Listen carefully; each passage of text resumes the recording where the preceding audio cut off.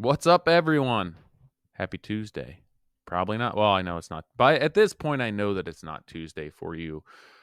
Um, we are doing things a little bit different today. A bit different today. So I've been doing this for over a year, and I've yet to have a guest on. But I figured it was time. I've been trying to connect with this guest for a long time, months, more than months. We tried to set something up, or he tried to set something. We tried to set something up before the new year. I dropped the ball. Um, just time wise, haven't knew how to fit it in my schedule. But today I have on Logan. He is a belt on cabinet installer, millwork specialist. Um, he just relocated. He was working a job for a long time that he switched things up. He's looking to take a little bit of a new direction with his business. Obviously, a geographical switch is big, and then leaving your bread and butter behind to focus more on your own installation and millwork business is tough. But if you are the more owner operator type, um, it's a pretty down to earth conversation with Logan just about what he's been doing, where he's headed, the struggles that he's had that he didn't anticipate with the business. We talk a little bit. One of his emails to me was about issues that I was having on um, our last remodel job with the custom kitchen cabinets, and we talk about how to possibly better communicate expectations with designers or people that you're getting in bed with on a project, and how to alleviate a lot of the issues that I had on the job that I did, and what expectations we have for millwork partners, vendors, contractors that we're working for to ensure that we can protect who we are, the product that we're putting out, and that we have a good feeling and we're proud to stamp our name on a project. So I hope that everyone enjoys this conversation. I most certainly did. Again, I had never met Logan in person or even spoken to him on the phone, but super nice guy, very down to earth, very humble. And again, Logan, I appreciate all of the emails. I appreciate the coffee that you sent me, all of the insight, the support, all the questions.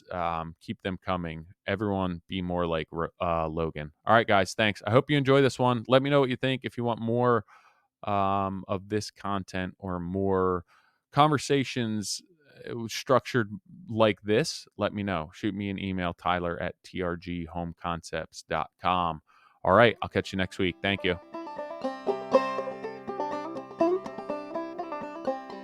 Logan, you're probably my number one emailer, one of the top emailers on the midweek. And then you've also generously sent me some coffee, which you I did. understand that I'm a huge fan of coffee. But all of your emails that you've sent me have been great emails, really well thought out questions, and then insight, perspective, everything else. So there's a ton that we could get into.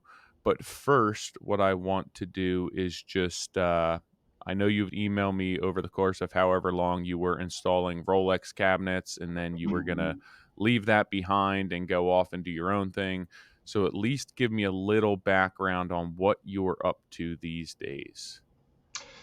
Yeah, so currently I'm basically running around town. I live in Northwest Arkansas, and for the last probably, I don't know, 6 months or so, just been knocking on doors, trying to find some local cabinet vendors to work with, trying to find people that align with similar craftsmanship and stuff that I've been trained on over the years, which is a little bit harder than you might think, or a lot harder than I thought it would be anyway. Yeah.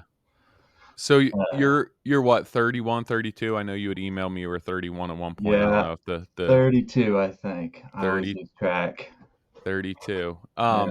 So before this, you had told me you worked your way up through a cabinet shop, Mhm. from sweeping floors to assembly to installation, and then you had gotten into doing commercial installs of Yeah. Rolex displays, and that was like your bread and butter for a while. How did you get into that? Well, long story short, I was working at McDonald's of all places in Nice. Springfield, Missouri. And dude, let me tell you, McDonald's, tough work. Like, I mean, I can seriously, imagine.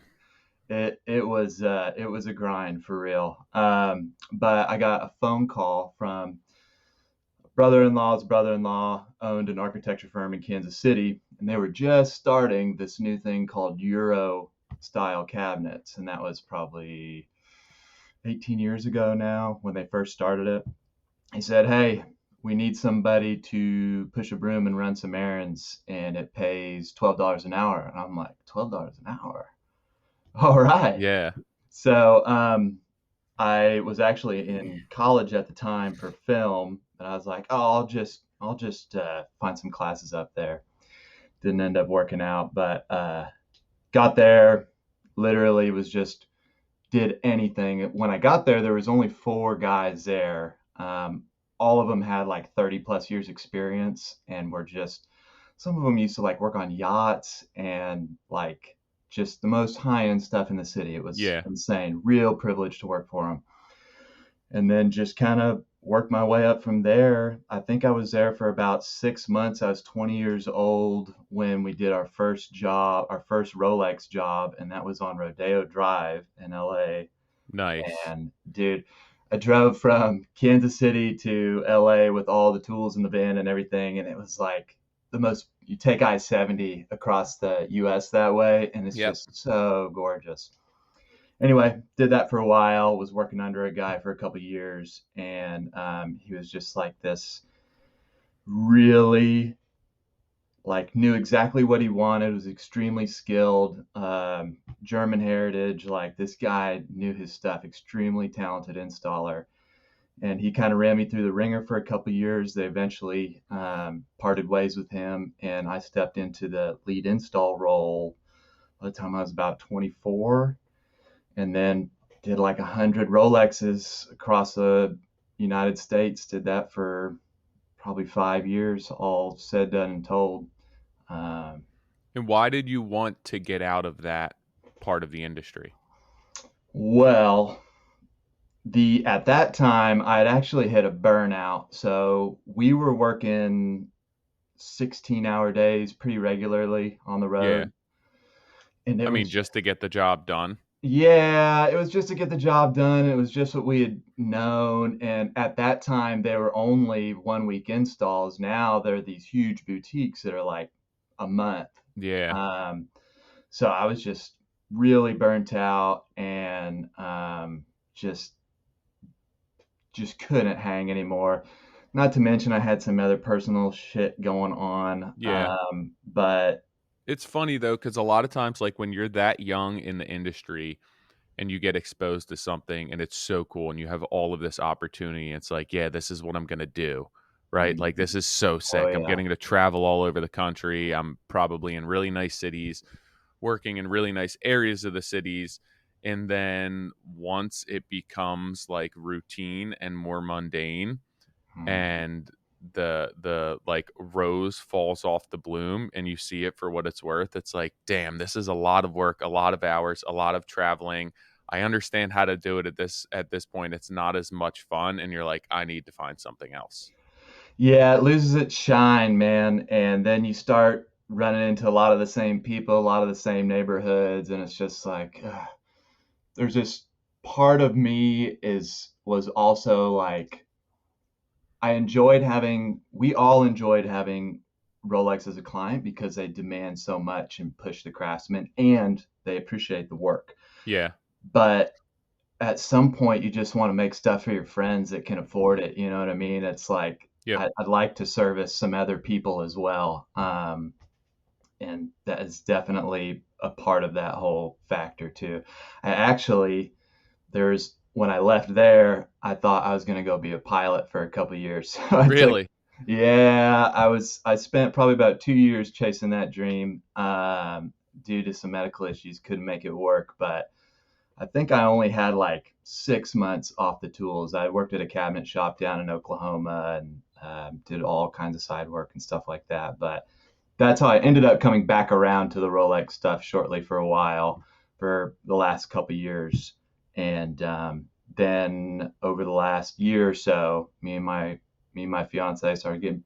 I mean, it was always serious, but we didn't want to keep traveling forever, and we Yeah. want to have some kids. So So you're in Arkansas now. You mhm. moved out of Oklahoma to Arkansas.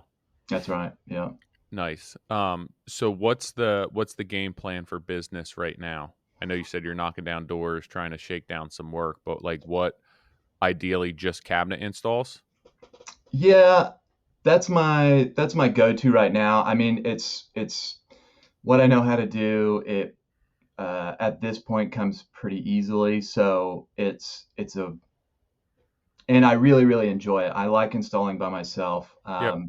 I love the layout. I love figuring out a space. I love seeing how funky a wall is and making cabinets fit perfect, and then all the trim details that go with it. Really enjoy that, but the trying to get that to fit into this market, although there is a lot of money here in Northwest Yeah. Arkansas, it's new money. So I think builders are still catching up around here. There's a lot of old, you know, building science going on around here. So there's really only so much you can do around here. But I've got at least a couple good clients and some prospects that have been really good to work with, open to changing some things in their operations and trying to fine tune things for the better. So Yeah, so you're it's been good. basically trying to create a market for yourself, which is it's definitely doable. It takes time. One thing you have going for you is that you're small, right? You don't have a ton of Hmm. mouths to feed, so like you can drum up that business and create that market wherever you are to be able to doing the amount of work that you want to do because you don't need 100 jobs a year. Yeah, yeah. So are you looking to do any sort of design work or just strictly installs? For cabinetry, as much as I'd love to know more about design, um, I'd love to, like most things, it's like every aspect of the job you wish you knew more about or Yeah. wish you had more control over or whatever. But I don't think that's something that I'm going to pursue. If anything, I might start teasing my way into some remodel projects and Yeah.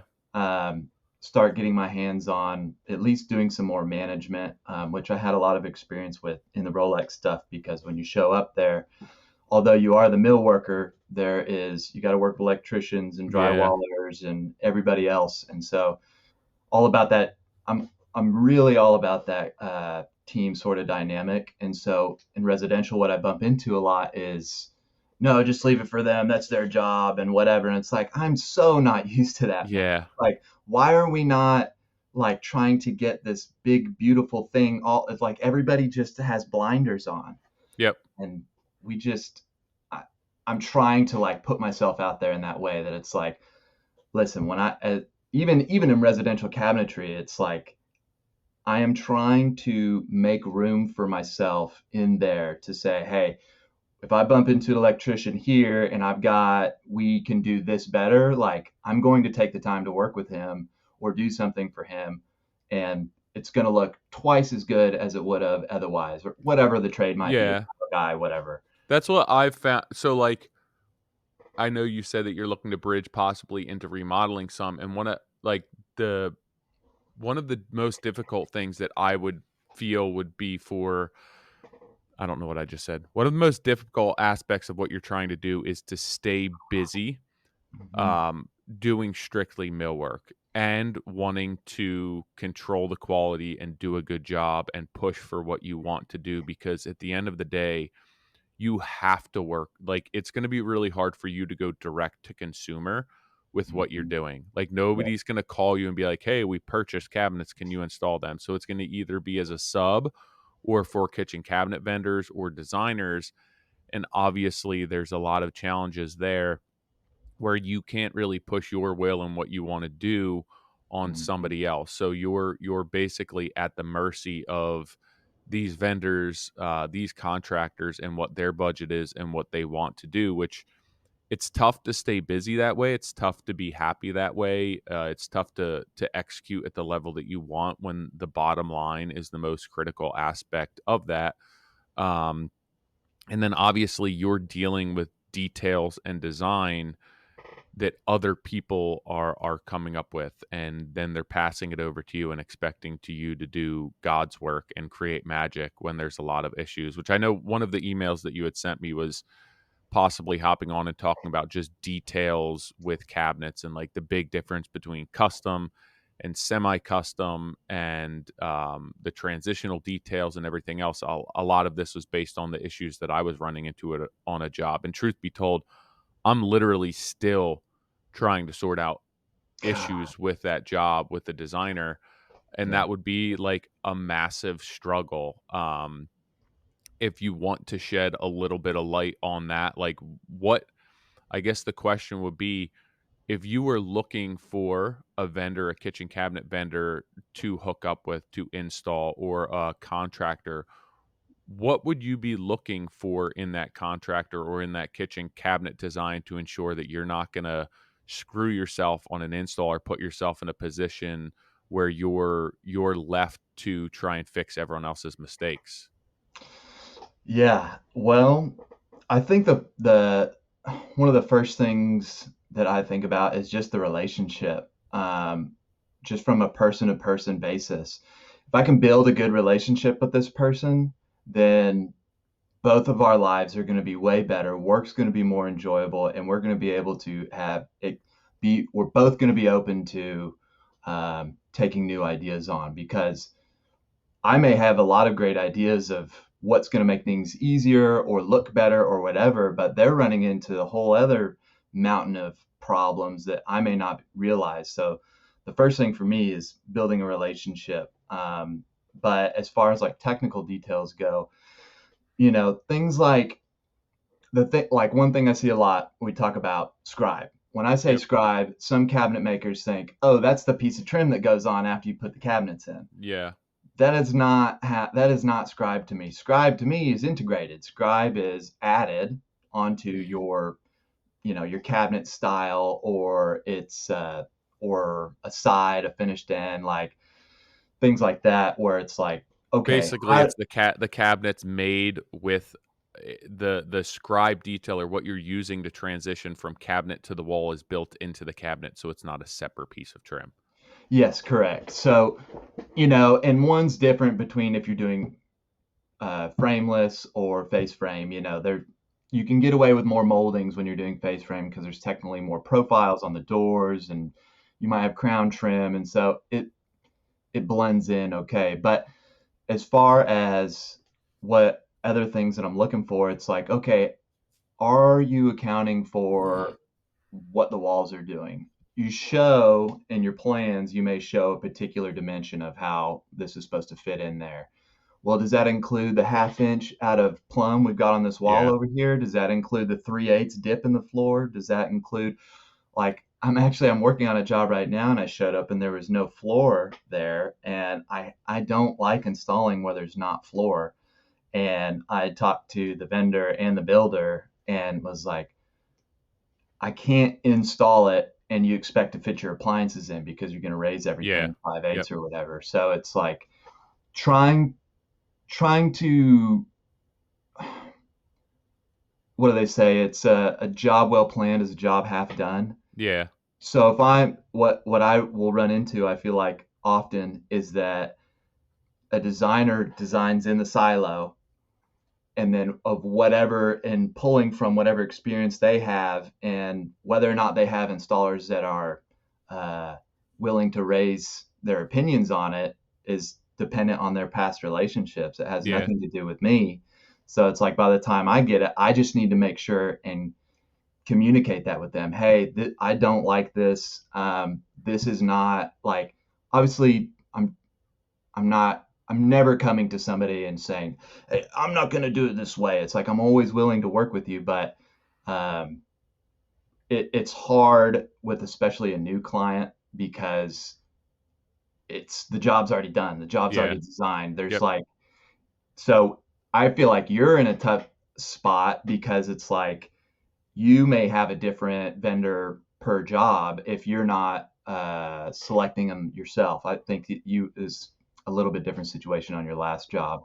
Yeah, but like at the same time, so one of the big issues that I had on my last job, so the way that I'm invoicing and charging my customers is different than what a lot of guys are doing. Essentially, I'm Mhm. charging for my time. Whatever my Yeah. time is, we budgeted and allocated a certain amount to install, and we're going to back that up against what it actually takes. So in the position that I was in, where they're custom cabinets and they showed up, we use a lot of fillers like Mhm. scribes. I have not, and this is just preference, and to me it's, if you're ordering custom cabinets, you have to buy all this separate trim. It takes me longer to trim stuff out than to just execute a scribe in the first place, and it's custom. Why isn't it measured to be custom? So I don't want like a pile of trim showing up that I have to trim the cabinets after install. That just doesn't make sense to me. So I go into a project and I assume the install is going to be a certain way, and then there's a bunch of mistakes and there's a bunch of issues that I have to deal with, and then field modifications, and I'm charging the customer for these field modifications. And to me, that should be on the kitchen cabinet vendor, the designer, whoever signed off on shop drawings as to how those cabinets were built. And let's be realistic. There's probably going to be one or two field modifications in every custom kitchen. Like it's Sure. unavoidable. Things happen, are unaccounted for. But to be making six, eight, a dozen field modifications, like they're not custom. They're not custom cabinets at that point, you know? Recustom. Yeah. Yeah, so, like, and also who's paying for that? Yeah. Either the contractor's eating all of that labor to fix Mhm. them in the field, or the customer, in my case, is paying for it. And at Mhm. what point are you gonna stand up and make somebody accountable for the shortcomings of the project and the inexperience of the project? It shouldn't be on us. The other issue that I think you're running into and that I've run into is, at the end of the day, like, when I'm done an install, if there's scribe molding and a bunch of profiles and there's details that I don't feel were well thought out and I have to execute them, that just looks like I did a shitty job. Mhm. Like, that's not going on the kitchen cabinet vendor, that's not going on the designer. That when people walk in and see that kitchen and those details and the what you're covering with trim and everything else, like, or the ceiling's completely out of level, the walls are out of Oh, level, you weren't accounted for shit, like, that's on me. That just looks like mhm. I did something to hide and I didn't know what I was doing, and that's a huge issue for me, which I think in your position, when you want to be doing really nice work, is super difficult, to hand that off and then have the expectation that people are going to execute the way that you want, and then either you're paying for it or the customer's paying for it. The kitchen designer or the interior designer generally isn't footing that bill, which is unfair to me. Which is which just isn't right. I mean, it's like there needs to be culpability there from there. They can't. It's like it's almost as if there's a hey, they're selling almost like the plans in a way in boxes, and that they will pass the buck, maybe having relied on installers, like I said, a lot of times just not voicing, just like gritting their teeth and doing it, or just not caring. Yeah. And I think they run into a lot of people that don't care a lot more than people that do care about, hey, this miter or whatever, this crown detail needs to look whatever, and it needs to flow also into this other detail. And for me to like, that's where a lot of my time comes in. It's like, anybody can screw cabinets together, straighten them up, shim them against the wall. But it's like, how do you make all of these things look like a great big beautiful piece of furniture Yeah. that doesn't look segmented? And if the manufacturer or the vendor isn't accounting for that and isn't designing for that, especially like you're saying, making field modifications on everything, it's like this is just inexperience. This is like this is you know, fingers in both ears, just not listening to anybody or not taking feedback or whatever the path of least resistance is, and they get totally held up by that. And then what happens is the guys that are good at it, they take on all the brunt of it. And Whether or not they end up resenting that client or vendor or whatever, I think depends on how often they have to bump into them. But in my case, when I'm working with right now, I'm working with pretty much one vendor, and I'm lucky enough to have that conversation open where it's like, hey, we can't be doing this again. This costs this much extra time. I'm willing to throw you a bone here, but we gotta make some adjustments. So I think in my position with the company that I do a lot of work for, I think that I'm in an okay place. But again, like you said, that's not enough. One client isn't enough to carry a workload for a year or whatever. So Yeah. So, what I'm running into now, like I just got so we're working in that kitchen that I did.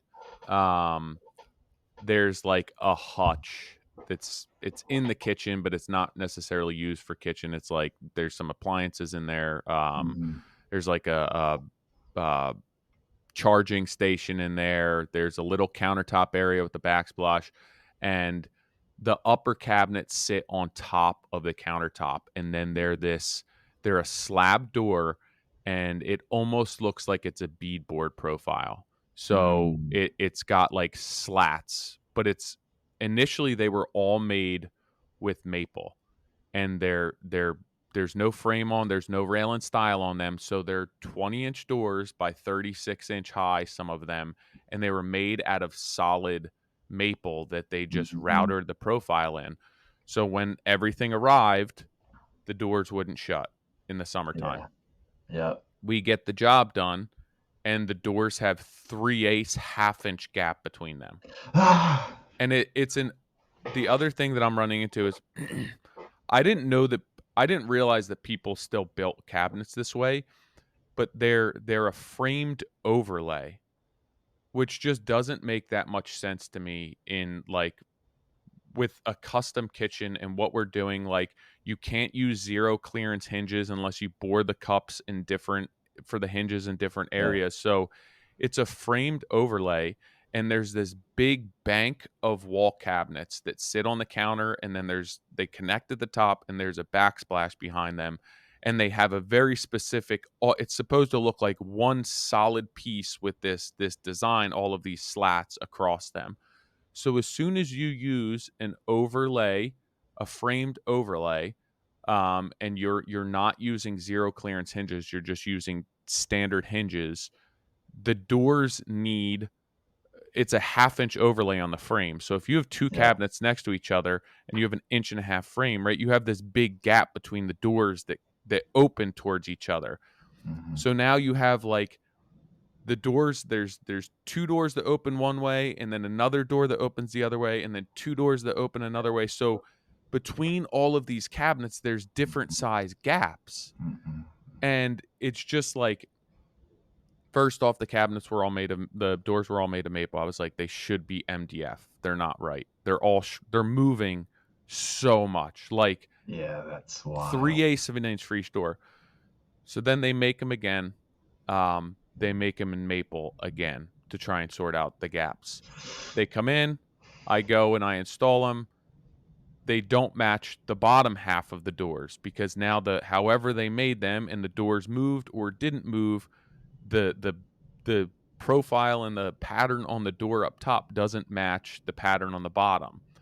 Then, because they already had to make other field modifications because the middle cabinets were the wrong size, they added a cabinet to the middle cabinets to drop it down and make taller doors so that all the upper doors were the same size instead of like going across and then up and then down and back over.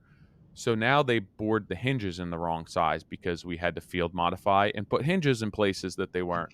So now it's like we got to make all the doors again. So all the doors come in again. They finally listened. They made them out of MDF, Ah, but they made them the same size as the doors that they pulled that were shrunk. oh man. So now I'm going to and the customer's like, "Are they right this time?" And I'm like, "I don't know. I think that there's going to be an issue, but like I don't know. I didn't." So I go to install them.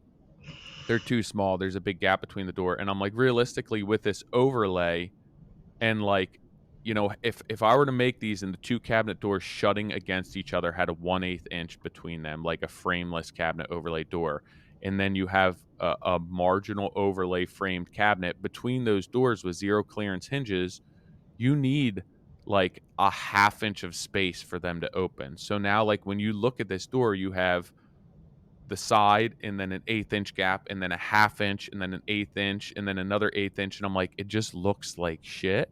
Yeah. And it should be made like they should be made frameless, and they should have Mhm. been made Mhm. with a zero clearance hinge, and the cup for the hinge should have been bored in a different area.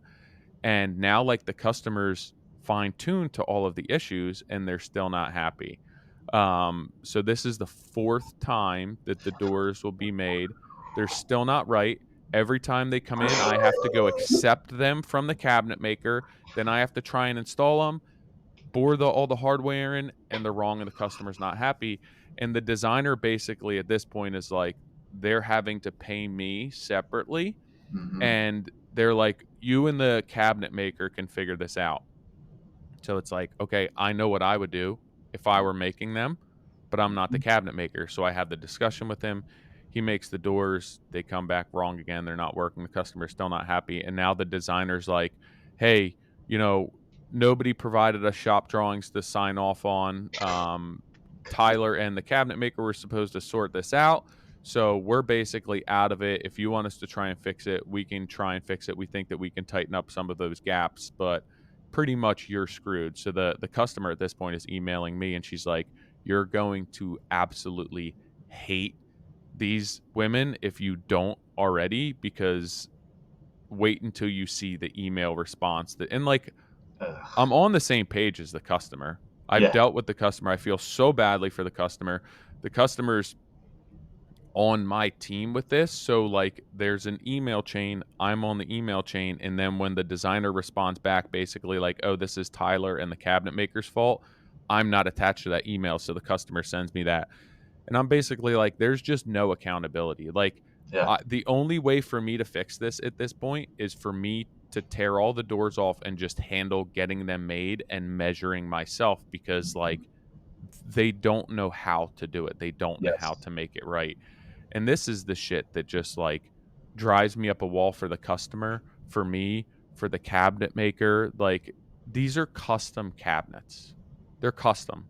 You should have come in with a laser. You should have measured the floor, measured the ceiling, see where the walls are off, accounted for door casing, accounted for a base cabinet that runs into a refrigerator cabinet, like accounted for the sink. Like every single thing is wrong. And it's so frustrating to me to have to leave my name on this, and I struggle with it. Like I really struggle with it, and it makes me very frustrated as to how to build that relationship if I'm not the one signing off on shop drawings. Like at the end of the day, that's what I feel like has to happen. If somebody else wants to own selling the cabinets, wants to own designing the cabinets and providing them, like I have to be the one to sign off on shops, because I'm the one installing them, and then that protects me and my company. Yeah. I mean, I'm curious if did you have a set to like peek at before it got going? Just a floor plan, and Oh, then some okay, some okay. elevation. So it was like their design package, and then even when I got the cabinet plan, it's like a cabinet list. The shop drawings are hand drawn boxes, Oh, and like so even like the customers going off elevations that they provided them, and it's this bank of cabinets that just looks like it's all one piece seamless. yeah. And now you have I just I don't know who builds overlay cabinets with frames on them anymore. Well, dude, I mean, I'd say probably I don't know, maybe half of them that I'm doing now have that. But what they do is they'll do like 3/8 gap everywhere. So Yeah. at least it's consistent, you know? So I mean it is a look that you can go for, but you can't do 1/8 inch gaps at the door and then every time you have two hinges together, a big 1/2 inch gap. Like it looks like ridiculous. And so that's Yeah. why I asked if you happen to see a set of drawings beforehand and you're saying they're hand drawn. It's like, well, yeah, I can make it look good hand drawn too, but if they would have drawn it as they were to build it, it would have showed, hey, here's this 1/2 inch gap here. on where all these doors are. Like when I look at a set of drawings, it's like, okay, this is how they're going to kind of lay out. Yeah. But it's like you didn't even have a chance. No, and, like, even the other issue, the upper cabinets are different, like, the outer ones are a different width than the inner, so on the bottom, it's, like, 2 Mhm. base cabinet on each outside and then a center cabinet, it's symmetrical. Up top, it's 2 outer cabinets, 4 doors that all open, like, standard away from each other, and then 1 that swings the other way, just a single one. So now with an overlay like, there's literally unless you adjust the size of every single door, like, there's no way now that you don't have a symmetrical number of cabinets on a Mhm. design that's supposed to be, like, look seamless. Now you have a hinge side that lines up against an opening side and not Yep. like two it's like you can do it and I could do it, but I would have to you'd have to adjust your boring on the hinges Yep. and make that door size different. And like it's not as easy as just taking like normally like you're building a cabinet. And for me, it's like, why aren't they do I just make overlay like or Euro style cabinets at that point? Totally. Yeah, I Like mean, especially when you're going for that, like a grain match or tight reveals or anything like that, there's no reason to use anything but frameless. I think what happens is these older shops, they'll have been building face frame forever, but now what's selling is overlay. So yeah. they're trying to make adjustments, but they don't have anybody in-house who's calling Bloom, looking through the manuals, understanding, tab distance and depth. And I mean, hell, I've ordered some doors before that they weren't even drilled all the way down, and some of the cabinets that I'm looking at now, like they're crushing the wings of the hinge. Squeezing the hinge in. Yeah, and it's Yeah. like, what are we doing? So it's like, I think there's a lot of inexperience around frameless, which is good for guys who are interested in frameless. I highly suggest that guys be looking into that as far as a manufacturing standpoint. But it's like there's a lot of people just trying to retrofit what they have been doing into what Yeah. its look is now, and they are just absolutely falling short. So like I got home from work on Friday because I expected to be there for a couple it was like 10 cabinet doors I was supposed to install, and I was there all fucking day. Like, all day, and it still looks like shit. And, like, I didn't even say anything to the customers. I was like, "I just wanna my opinion aside, I wanna get, like, I'm not gonna say anything, 'Hey, how's it going?' 'Oh, it's fine. I'm trying to work through some stuff,' not alluding to there being issues and me going insane. Yep. But, like, I walk out to my truck, they come in and look, and they're like, "The gaps are still the same size as before." And I'm like, "Alright, now we can have the conversation as to what's going on." But, like, when I got home, they were like, "What are our options?" And I said, "Let me just I don't know the bloom." Like, I'm not a cabinet maker. Mhm. I can make cabinets, I can look into it. I do make cabinets, but, like, I don't make kitchen cabinets, and I've never made an overlay cabinet. And so I know what I use, and I know that when I have to figure out what hinge I use, it's difficult. The Bloom catalog is intense. It's like freaking. Yeah, I and mean, so I was like, "Let me look into it." So Friday night, I'm frustrated with this. I sit and I look, and I'm looking up all the specs and where the hinge would have to be bored in order to make a zero clearance hinge work to tighten up the reveals between everything. And then while I'm reading the specs, it's basically like if you bore the hinge in the same location you would for like an inset door or a frameless overlay door, you can keep it at the same spec for a framed overlay and not adjust your machine at all. And it'll give you a half inch overlay on that. And so I'm like, this is exactly what happened. Like they're just boring it at the same depth, and Bloom has it set up that you can bore everything at the same depth, and it can either be used for an inset, it can be used for a frameless overlay, or a half inch overlay on a frame. And I'm like, that's exact like so now when I have these two cabinets coming together and you have half inch overlay, and it's like an inch and a quarter face frame. That's why I'm getting these massive gaps between everything. And I'm yeah, like, this is exactly what's happening.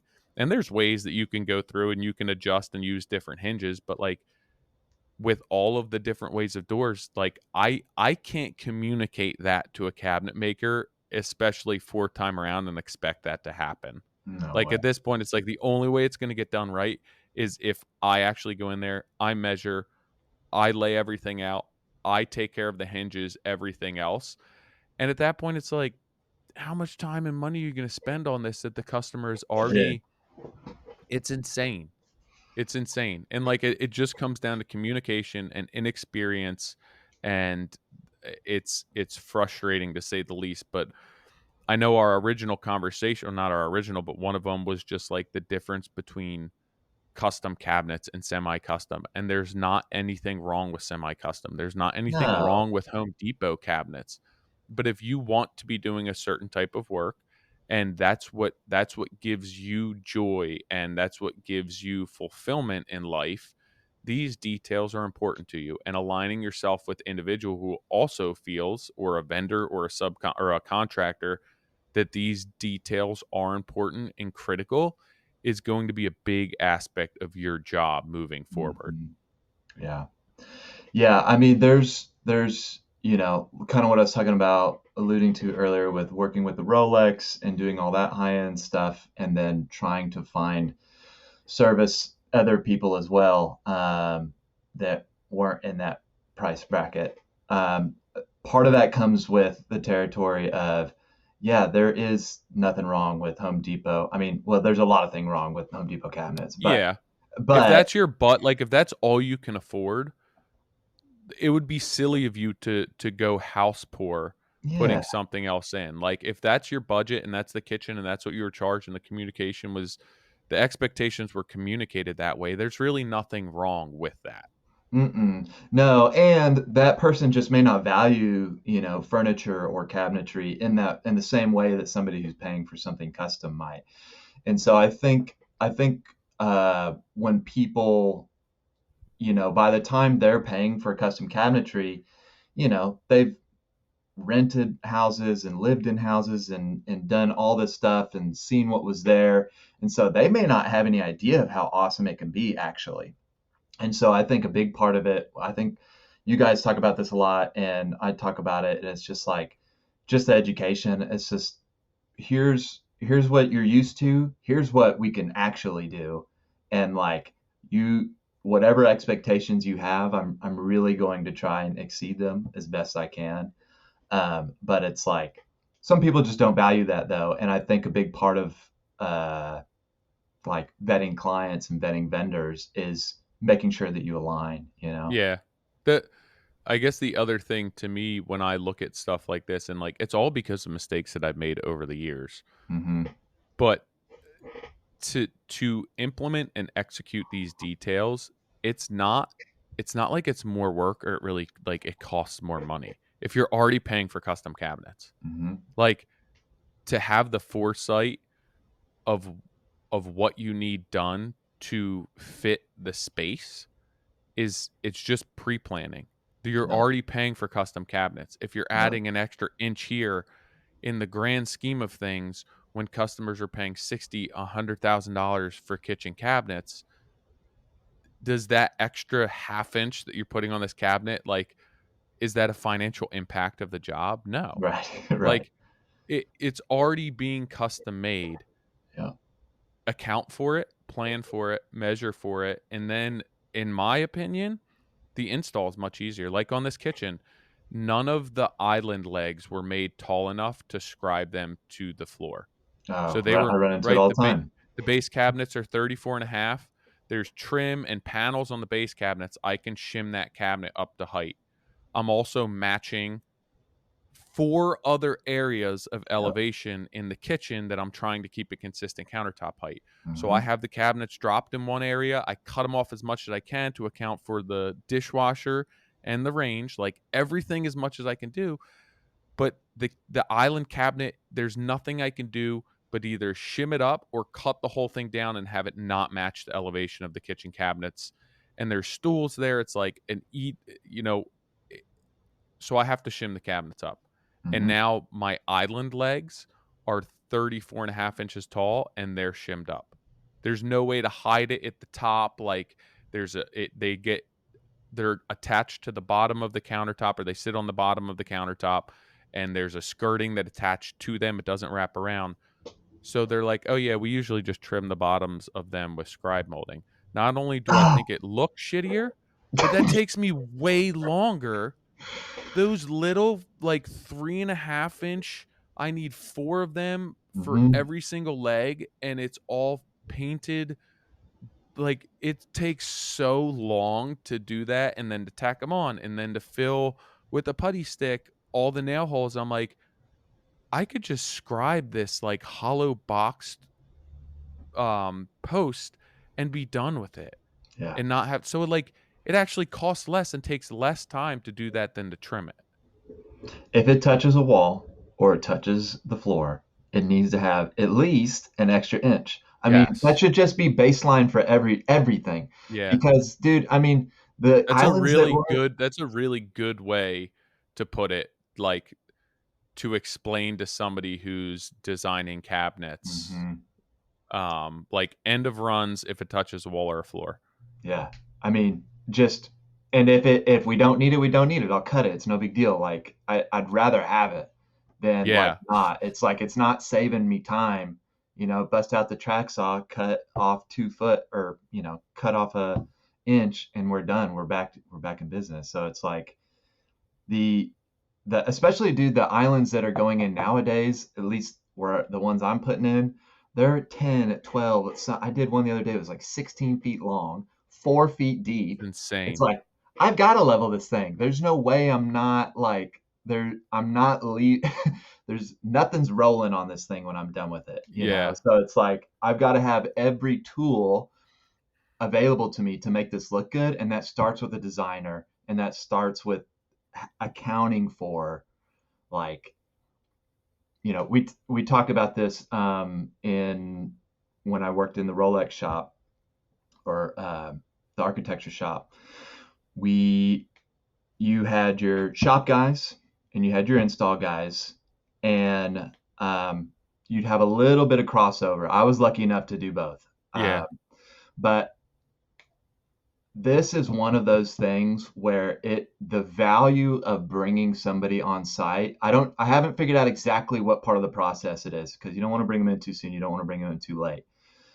But there is a point in this job where a 30-minute walkthrough with somebody who's not afraid to get dusty for just the sake of learning Yeah. will educate them and save everybody hours and hours and hours of time, that say, hey, this is what I'm actually dealing with out here.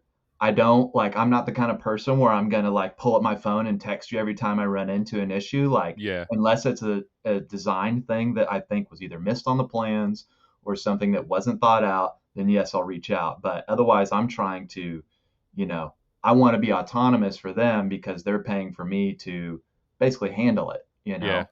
But they need to know when it's out of, or when the boundary's been crossed, I guess. Yeah, I mean, I would rather go spend 2 hours, 3 hours, like, a day measuring with Yeah. Oh, yeah. the kitchen vendor or the designer to ensure, like, the way I'm going to be installing these, because that little bit, like, that time seems like a pain in the ass and a nuisance, but on the back end, not only does it make for a better product, but it saves me that day of time Hmm. easily. Like, Oh. reviewing drawings, it saves me, like, everyone's on the, and yeah, there's still gonna be mistakes, there's still gonna be things that are left out that you didn't account for, or, like, a communication breach between people, but imagine how much better it's going to be than if you just didn't do that at all. Hmm. Like, it's going to be that much better.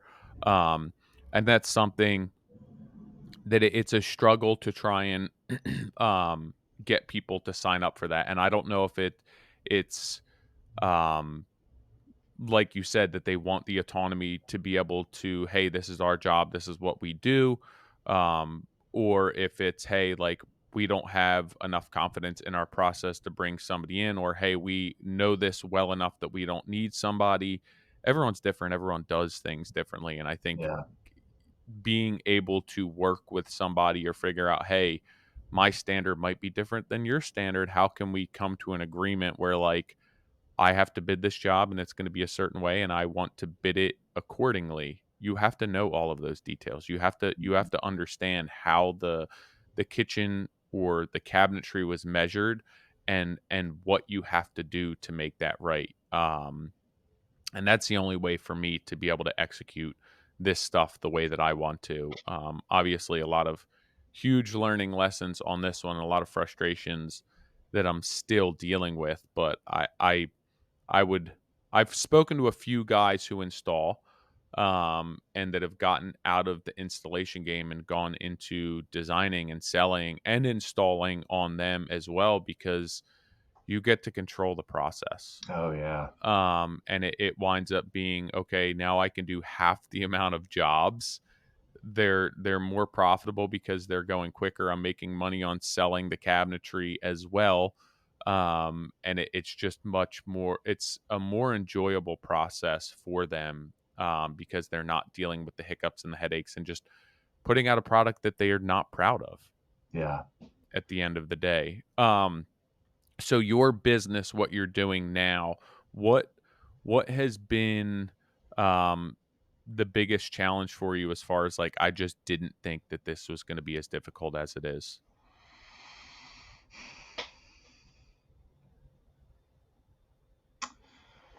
I'd say time management, honestly. The biggest thing that I've always struggled with, so I grew up on a farm and we worked on the weekends and we just had the weekend to do it. So it was just like, get it done. Yeah, When I got to the cabinet shop, it was, hey, that's not right. Throw it in the dumpster, start over again. yeah, And it's like, but I can salvage this, and if I fix this, I go, no, we're not doing that. It's like it's yeah, going to be right, or it's going to go in the trash. yeah. There's no Like gray area. It's right or it's there's wrong. exactly, and like that, it was an incredible lesson to learn at a young age, and to be able to develop that and through my skills along the way. But where I have to combat that a little bit is just managing my time as far as how far am I willing to take the details? Because I'm sure you can relate with this, where it's, which one of my questions I had was like, when you, especially with cabinetry, you start focusing on something and it's like next thing you know, you're on your knees and you're 3 inches away from whatever you're Yeah, looking at. And it's like, what am I doing yeah. down here, dude? What And it's just like, happened? Where did the last hour and a half of my time go? exactly. And it's like it feels good to pursue excellence, and but you want to make sure to spend that energy and time that you have allotted for that on the appropriate things. Yeah, But I think for me, the biggest thing that I'm struggling with is balancing between micro and macro. And so yeah, it's like, how do I set myself up where I'm like putting in time to pull back? yep. And so for me, part of that process is when I get to the end of something. I don't know if you're familiar with Tom Sachs at all, but he has this I'm great not. video. He has this great video called 10 Bullets. He's this artist. He's great, man. But this video, 10 Bullets, he has an art studio, and these are like the 10 rules. And they apply really great everywhere. I actually have them written on my trailer. And Cool. one of them is that they actually just added not too long ago is called reset. And so basically the reset is just like, this is a chance for me to take all my tools. Like I could keep going and like I feel like I'm behind. This is a time to take all my tools, put them back on the cart, just clean up, pick up a little bit, make everything look a little organized, step back. Okay, where am I at? Yeah, What needs to happen next? Did I spend too much time over here or what? So that's where I think has been my biggest struggle personally, is making sure I don't want to be wasting the client's time. I want to be spending the appropriate amount of my whatever effort that I have or pursuing something high quality in the right places. And so I try and account for that. I actually have a spreadsheet that I track all kinds of different data for, number one, to make sure I'm always charging appropriately based on whatever speed that I'm installing at. And then is to make quoting for cabinets very detailed. So it's like if there's an extra piece of trim, I know to allot this amount of time or yep, this many joints or whatever. So that way, that helps relieve that anxiety too, where it's okay, I'm not wasting time here. I'm within this, you know, region of speed or time or whatever, and I'm comfortable.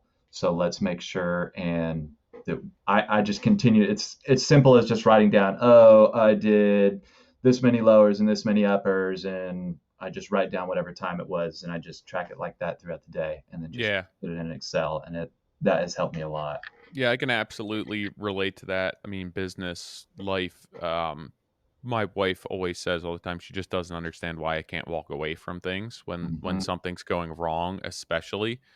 Um, and my mom always, it's funny looking back now, I'm 38 and I've heard this term since I was a little kid, and it makes a lot more sense now, but she would be like, you're mentally masturbating about that. And like Hmm. that's exactly what it is. You like get so honed in on something, and your everything else goes out the window, and you're so focused on one thing that you're not taking into account like the big picture.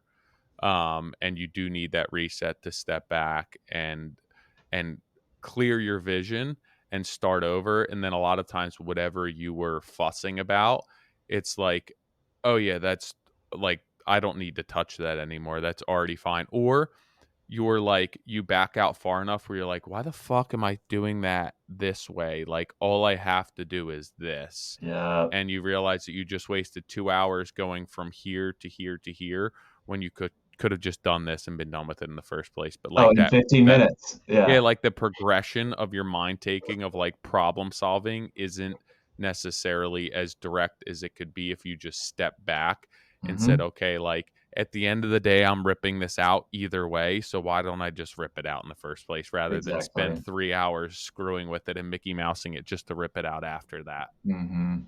Yeah. um, what has come easier than you anticipated with the transition from working for somebody, or I mean, I know it was your own thing, but to what you're looking to do now, what has come a little bit more easily or naturally to you? Mm,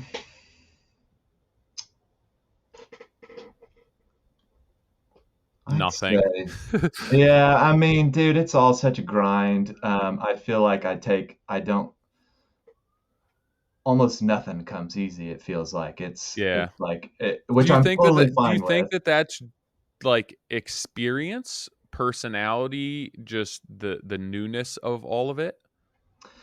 I think I'm just in general a very introspective person. So like whatever, even if it would have been easy or could have been easy, I'm gonna find a way to like either make it harder for myself Yeah. to make it more valuable, even though it doesn't need to be. It could just Yep. be easy and I can move on. Um, and it's like a twisted game I play. But I mean, there's got to be something. The I think what the having the experience that I had and then walking into this market and talking to people, although you get a little bit nervous before each time you meet Yep. somebody new and a new vendor or builder or whatever, but I think that came a lot easier than I thought it was going to, Yeah. because it was just like, oh, shit, dude, I do have experience. Like Yeah. you spend so much time trying to um like keep yourself humble. That was a part of my path. It's like there was a this, and then there was a this going Yeah. up and then down. So it's like there was a I walking into down here, it was like, oh, like words started coming out and processes started coming out, and it's like, oh shit, like okay, there is some, just having time on the tools Yeah. like I mean, is it an just comes down to incredible. experience and Yeah, confidence within exactly. yourself. I was on a phone call yesterday with somebody, and it's like everything that you're doing, it'll get harder in a lot of ways, but like if you want to sell the work that you want to sell, if you want to do the jobs that you want to do, if you want to have the customers that you want to have, it just comes down to experience and confidence in yourself. And like the Hmm. more experience you have and the more confident you are in your systems, the more confident you are in your numbers and your processes, you can justify those better jobs. You can justify the better customers because you're not selling or overselling something. Like it's just the truth. It's matter of fact. It's what you believe in. And I think that if you have that experience and you have that confidence and you understand that your process is bulletproof as Mhm. best as can be, it makes the rest of business so much easier. It makes dealing like the initial part of dealing with customers when I first started and not, was I going to be able to answer every question that they had? Mhm. Would I know how to do this job? What if they asked me something? How would I? And that would give me so much anxiety. And now it's like, I know that I know as much as I know. And if there's something I don't know, I'll get back to you on it. Like I just looked at a job yesterday and it's like, I know overall what has to be done here, but I don't know how I'm going to do it yet. So I told him, like, Mhm. I'm going to take some photos.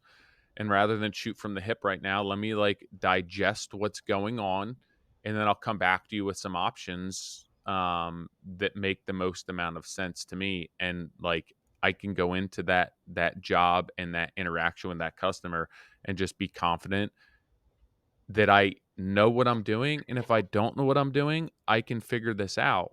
And Absolutely. that was a huge thing, and I think continues to be a huge thing as you progress in your company. Just gaining that experience and that confidence is really really important. Um, your your market that you're in right now, you said that it's a little bit tough to basically create what you want to be doing. Do you have any idea as to how you want to build your business, your marketing, your brand, and what you're doing to kind of create this little niche for yourself in a place that doesn't necessarily foster that all the time? Yeah, I think it boils down to a couple things. Right now, I'm self-performing, and um, my vendors have actually asked if they could bring guys on, and I actually had to make a couple phone calls after that conversation. I was like, I don't know, that feels weird, Yeah, and ended up learning like, hey, I don't think they had any ill intent or anything, but it's like I'm not training anybody for free. yeah, So part of that is, well, if I do want help and I do want to grow, and if I do want to try and take on some more work, well, it's like number one, the work has to be there. So that's the first thing. It's like, so right now, I've basically been here home full time for, let's say, 4 months now. yeah. I was doing travel was about half of an extended like 6 month period. So I've been in the market for about 6 to 9 months. And it's like, number one, we just need to check the volume around here, and we're going to double check for quality. And then we're going to see what we have to work with, because I'd love to bring a guy on. I've got a lot of stuff that I feel obligated to pass on, as the guys above me pass on to me Yeah, for free. So it's like, dude, my life is 20 times better than I could have ever imagined it would be, thanks to these guys who took time to show me the ropes, and to be strict with me, and to like show me that you can do better and all this stuff. So but part of that is like, well, I don't necessarily want to have to, if I do pursue that route, it's going to not be Logan Wayne Craftsman. It's going to have to be something else, because I don't want to be any sort of like overlord. We yeah, do this because it's the Logan Wayne way. And it's like, so if that does happen, if I find out, number one, there is enough volume here, there is enough desire for what I'm willing to put out there, yeah. then I do want to pursue that. I would love to take somebody on. And I actually just had done a little job for a commercial client. They were um, just linked up because the company I work for in Kansas City, the architecture firm, is doing a big remodel for a Rolex down in Northwest Arkansas, Oh, okay. coincidentally. So I was able to go over and help this contractor basically uproot and move a whole bunch of cases, including glass and everything, and get it all reinstalled, and all of that. And so that's another avenue. But commercial millwork, you can only do so much. The city's only so big, and there's Yeah, only so much that people want to pay for. It's weird. It's like, the reason I think Rolex was an exception is because they were doing it their way, and their way only. Like, they do not design with builders in mind. You engineer it at your own shop. Yeah. We're going to give you what it's supposed to look like. But there's just not a lot of that around. So um, to answer your question, like I do, I'm still basically taking in information, and Yeah. I want to find out what my options are. Um, but with all that being said, you know, I may find out, as if the trend continues as it is, it's like, I don't think I could bring somebody on. There's not enough work. Yeah. And so what's my other options? And it's like, well, I'd love to do some remodeling. Anytime I've done remodeling, which is limited, but anytime I've done the amount that I have, I've always enjoyed it. I enjoy the process of it, the different trades and skills and all of that. But maybe being able to step into more of a management role, because Yeah. that may be my stronger skill suit at this point at 32, instead of having to relearn how to do tile and actually Yeah. do drywall well and do all of those things. It's like, well, maybe we can just. I was listening to one of y'all's podcasts, and there was a guy on there. He's just like, yeah, I just went straight to management. And not that I'm saying that I'm qualified for that necessarily, but it's just like, I understood what he was getting at. Is like, kill the overhead and be a good team leader and a Yeah, member and be absolutely. open. And so it's like, that's an avenue I'm starting And to just kind I of peek around. I think that that's smart, and uh an issue that I see with a lot of people is they aren't inventorying their market enough, and they aren't taking into consideration what's there. And it's like, okay, they build a company before they recognize their market. And it's like, so now I have three guys because I had a couple of leads come in to keep me busy, but that's not necessarily indicative of what this market always looks like. And then Mm-hmm. you're working backwards trying to feed that machine, and you're taking jobs that you don't want because you have mouths to feed, where it's like, let me start off slow. Let me see how this works with myself. Let me ensure that I'm extremely profitable by myself, and that there's enough consistently to sustain bringing somebody in full time and that responsibility, and that it's actually making me money before making any changes. Absolutely. And then also, as far as like the management goes, a lot of people have always asked me, what do you plan to do when you have to take the tool belt off? And obviously, I spend a fair amount of time on the social end, and I've been Mm-hmm. traveling a fair amount for work and teaching some.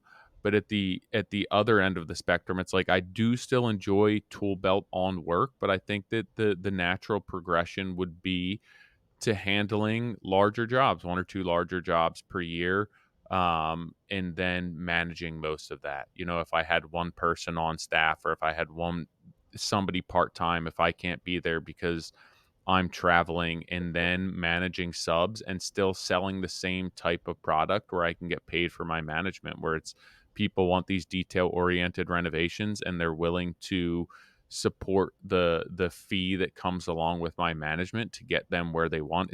I don't necessarily have to do the work, but I probably have to be there every day. So Yeah. finding customers that will support the cost of that as well as the work. I've created that market with what I'm doing right now. It would just be transitioning to bigger jobs, which I haven't done just because that's not what I want to do right now. Yeah. But I have shifted towards a mixture of the smaller stuff and some of the bigger things, and I've been successful in both realms from a profitability standpoint and also from just an execution standpoint. So it makes a lot of sense. I would rather go that route than start creating little teams of people and taking on more volume of work. Yeah, absolutely. And because I feel like, you know, as people who work with our hands a lot, there's a part of you that feels like when you take the belt off, you die. Yeah. And it's like you're like staring down the barrel of this idea of you as somebody that doesn't do that. And it's like, well, no matter what, you have an incredible amount of experience behind that. And Yeah. like, you remember, if you'd ever worked for somebody when you first started, and you had your boss and you didn't like him or whatever, and it's like, this guy doesn't know anything. But little did I know, like, oh, he actually framed in the Navy and he did that for six Yeah. years and he's an incredible craftsman and I've seen him build furniture, whatever it is. And it's like, but they don't let that on. And it's like, because they have a different role, and that role, I think there's a lot of management positions out there that could really benefit from somebody with the experience. Not that everybody that has the belt on wants to or needs to be that, but I think a lot of guys don't get pushed enough. And it's like, no, like, dude, you'd be a great like team leader. Like you could do a lot of like make a lot of really cool stuff and be a decent person to work for, have good ethics, support everybody. It's like, man, that sounds great to me. Like it's not being on the tools, but I can still build furniture on the weekends, whatever. Yeah. Like there's plenty of ways around that. Yeah, and I It is think it scary. as long as you like, for me, as long as I'm on the job and I'm managing that work, like, I still feel I'm hands-on enough. Yeah. Um, I don't know if I necessarily need to have a tool bag around my waist and a hammer in my hand Hmm. to get that sense of fulfillment that I have. Like, there's a lot of days where I'd rather not be doing the shit that I'm doing and, like, Oh yeah. somebody else be executing it, but still, do the consider a lot of the work and the details and the pre-planning and the layout and all, because I feel like that's what separates me from a lot of other people. It's the Hmm. the foresight and the attention to detail, and it's not necessarily about how I nail off trim, or how Yeah. the miter saw works. Like, that all is very easily taught, and there's a ton of amazing craftsmen and women out there who can handle that aspect of the work and want to. I don't feel that there's as many that want to handle the execution, or the layout, the coordination, the correspondence, and it's tough to try and find customers who are willing to bear that cost as well as the cost of the work. So that's Right. where it comes into creating that little niche and creating that market, and it's a difficult business model to scale. But if you're lean enough and you're efficient enough and you differentiate yourself enough, you can definitely create that market, because you don't need a surplus of work to be able to sustain. Yeah, and I feel like once, like most things, when you have most people, I feel like have a bad taste in their mouth or a bad feeling about a general contractor, whatever market you're in. It's like, oh, I had this one guy and he came in smelling like cigarettes, and I felt like I there was a feeling that he took some money from me, but I don't really Yeah, know. And it's like you show up, do what you say you're going to do, and you do that at least for one good client. You're going to get two more from that. And yeah, it's just like I think you're right. I think that first sale and that first time of like trying to get that sell the management and the labor and all of that, and it's just like, but what happens when everything goes well, and when it doesn't, being able to have those conversations with the client in a way that keeps them at ease, keeps the stress down, and makes the process as enjoyable as possible. I've heard some guys say stuff like, I think they just hire us because they like being around us. And I yeah, think that's kind of what you want. I mean, it's like, because you are in this person's home, you yep, are sharing a space with them. It's like you we are in the service industry. It's like we sometimes I think guys forget that, and it's like we have a responsibility to like take care of our customers, take care of our clients, and show them where they may not be as educated, show them where they may not, and do it gracefully, and yeah. but and be open to them and their needs as well. And I think a lot of clients are looking for that, and they may not be getting that, especially maybe not where I'm at. And so I think there's some definitely some possibility there. Yeah, there's definite truth to that, which maybe, I don't know if I've ever even told anyone publicly this, but I had a customer, probably 7 or 8 years ago, who hired me when she was sick with cancer, and it was terminal cancer. So I worked for her for a matter of 2 3 years, and she basically hired me for one job. It was like a bathroom. She started off with that, and then some cabinetry, and then a kitchen, and then a dining room, a basement, an addition. And I worked for her over the course of 3 years while she was sick, in and out of chemo treatments. Then we built an addition for her, so that she could have live-in help, and I was literally working on her house the day before she died.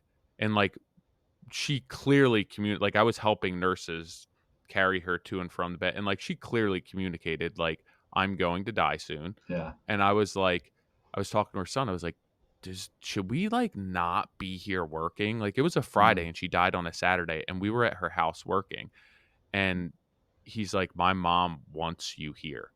And I was Yeah. like, "Okay." And Yep. then, she died, I found out from her son, and she had asked her son if I could be a pallbearer in her wedding, or Oh sorry, wedding, man. funeral, definitely not wedding.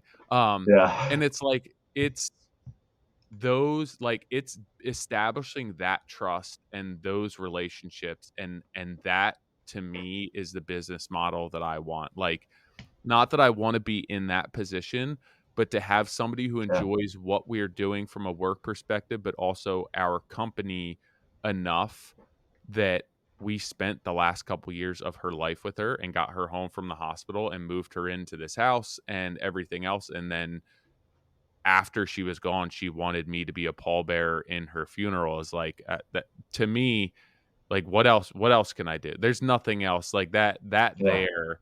And when you wanna think about legacy and what you're doing and how you can have an impact more than just fixing somebody's home, like, that for me is the pinnacle. It doesn't get any better than that. Like, I feel like I'm doing my job, if I can have customer relationships like that. Absolutely. I mean, that's why I I mean, that's incredible. I mean, that's so cool. I feel like I've had similar, but not the same, to that extent. But it's like this industry is not transactional. It Yeah. is relationships. And this I feel like everybody's life gets easier when we keep that in mind.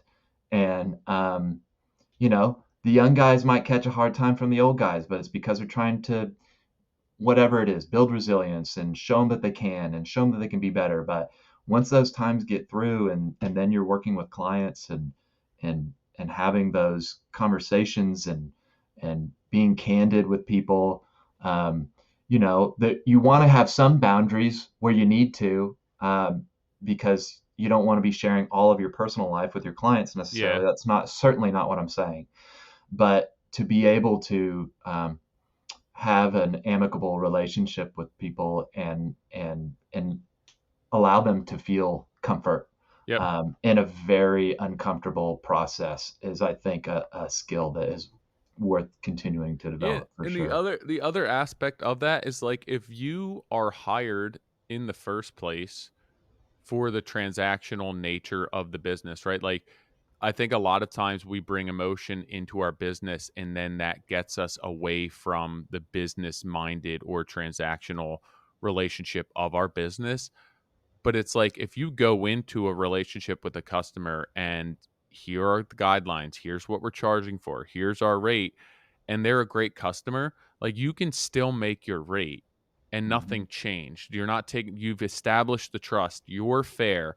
You're not overcharging them, you're not undercharging them, and you can still create a really good amicable relationship while still making the rate that you need to. Like, Absolutely. you don't have to be you don't have to absolve yourself of the emotion in a relationship with a customer in order to make money. Hmm. You can still be compassionate and you can still be caring and you can still make money as long as all of that's set forth from the beginning. Um, Exactly. Yeah. Good and point. and that actually makes, obviously, for the best relationship because you're making money. And I feel that the kinder a client is, the better the relationship, the more willing I am to treat them right. Like, you get the job that you deserve. If you're an asshole, I'm not going to bend over backwards for you. Yeah. If you're unreasonable, you're unkind, like, I will do what I have to do and I'll fulfill my obligations to you, but I'm not going to like wash your back for the sake of washing your back. But if you're a super kind customer and you've been very gracious and appreciative and you're kind, I'm probably gonna concede a lot of things on your job that I wouldn't otherwise do if you were an asshole. If you're an asshole, I'm gonna be like, "No, I'm charging you for every hour that I work here." But if you're like a Mhm. nice person and we have a great relationship, if I work 9 hours, I'll charge you 8 hours. I made my day rate. Yeah. Like, I'm Yep, fine with yep. that, and I think that those are the types of relationships that we need to have in business where one hand does wash the other. You're looking out for each other. You both trust one another, and you're getting paid for it. Like, Yeah. it shouldn't be as difficult as a lot of people make it out to be. Is there anything that you wanted to touch on specifically from any of your emails or questions before we wrap things up? Let me see here. Um, I had like a list of things. We went over some of them. yeah, we Might have to definitely did. We might touched have on a to hop lot. on another call at some point to go over the rest of it. There's a ton of good stuff, but I Yeah, would there's some. at least if there's anything that you wanted to touch on that was important to you. I think we've touched on a lot. There's some really esoteric BS in here, which I don't want to drag us down in. So I think I feel like this was great. Number one, thanks for having me on. Yeah, absolutely. It is really nice finally to catch you and get your perspective on some stuff. But yeah, dude, I Yeah, think we're I pretty obviously good. haven't had a lot of like I never really intended to have guests on midweek just for I wanted to be able to wing it. Like it's a huge Totally. commitment aside from the standard podcast to hop on every day or every week and record something, and I Hmm. just like didn't want to be tied to having a guest on. But then I've had so many emails back and forth with you, and I know that we've been trying to make this happen for a long time, and like we've had this conversation offline Hmm. that for the listeners who want to know, it was very informal. It was like, hey, we can do this before the new year. And then Yeah. it like slipped by. And then it was follow up here, follow up there. And I'm usually have a million things going on, I'm sure, with your move and Oh yeah. restructuring and everything else. So it was just like last week or whatever, I finally got to a bunch of emails. It was like, can you do something later this week or next week? So it was very low pressure, low stress. It wasn't something that was Totally. planned in advance. And to me, a lot of times that just leads for a better, more natural conversation, right? I don't want to get on Hmm. here and have something like scripted, even when I have the teaching sessions at all of these shows and everything else. It's like I don't know, for IBS I prepared slides and then I didn't use them because I was like, I'd rather just have a conversation Yeah. and like ask your questions. Let's talk Yep. about things that are important to me, things that are important to you, and let's have some engagement. And that's what I felt like this conversation was like, and supernatural, not supernatural. And I enjoyed it. I appreciate all of the emails. I appreciate the coffee, the support, the questions. I know I'm not the best at getting back to emails in a timely manner, but they're not going unseen or unappreciated. Yeah, man. I mean, I'm not, I don't have a calendar somewhere marking off each day. Tyler doesn't Yeah. email me back. Oh no, dude. But I appreciate it. And, yeah, man, it's been cool. It's nice to get some, feedback on what's going on. It's just like, uh, it's my little princess back there. I saw her jumping around. Yeah. Uh, but, no, and I appreciate you being available. It's like, especially as somebody who like installs by themselves and generally doesn't have a lot of other avenues to like reach out to guys that are Yep. doing stuff that I want to do and high quality and things like that. It's like it means a lot to for you to make yourself available. So I do seriously appreciate that. Yeah, and at the end of the day, like that's why Nick and I do this. Hmm. And that's like we found that it was really we wish we had had something like this 10, 15 years ago. And we don't. So any way that we can help moving forward, if there's anything I can do to help, if you have something pertinent or pressing that you want to hop on here and record something, obviously let me know. But yeah, I appreciate your time. Hopefully it was worth it to hop away from the tools for a bit and hop on here. So I do appreciate your Yeah, time. absolutely, man. Absolutely. Um, Glad to do it. so I think Nick usually handles this point. I think if you hit leave studio, Mm-hmm. um, it will give you two options. You can either stay on the page and continue to upload because it's uploading now, or you can close it and go to a specific uploads page. So if you close it and go to a specific uploads page, it'll finish and then kick back to me when it's finally like finalized. Just don't Yeah. close that window until it's all the way. It might already be all the way uploaded, but just make sure you don't close it until then. Okay. All right, man. All right, I'm dude. gonna stay on Well, here and record an intro and a post, and then I'll wrap up on my end. So I appreciate it. all right, sick. Well, I'll send you some more emails. Look forward to Yeah, them. man, I appreciate it. Have a good day. Yeah. All Thanks right, you again. too, man. All right, See man. ya. See ya. I hope you all enjoyed the conversation with Logan. I've never spoken to him in person, on the phone. Like I said, he's been an avid emailer and supporter of what I am doing here, probably more than any other listener. To me, at least, I think that my the people who are supporting me and following me may be a little bit different than the people who not even supporting but relate to Nick. Right, we're doing two different things. So I think that Nick has a group of people who see what he's doing and want to reach out to him and have that relationship with him. And mine's a little bit different. It's typically smaller guys and girls, not necessarily looking to scale to be a massive business, but just want to understand how to make a living doing a smaller volume of work and have some of the benefits and luxuries that larger companies have without having to work 7 days a week.